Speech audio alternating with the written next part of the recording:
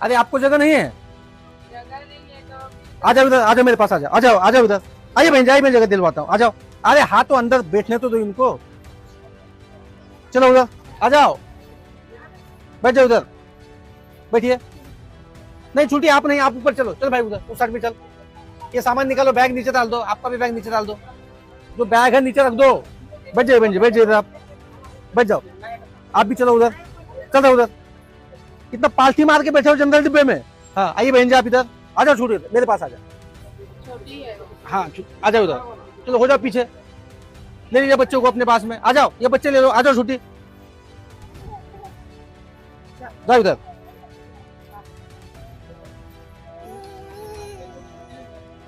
हो गया, चाहिए आप ऊपर जाइए, इधर जाइए ऊपर, ये खाली है। बैग को ऊपर रखे हो लेकिन इंसानों को जगह नहीं दोगे। बैग झोला झिल्ली सब रखना, खाली इंसान नहीं बैठना चाहिए अपने पास में। ठीक बात बोलता है।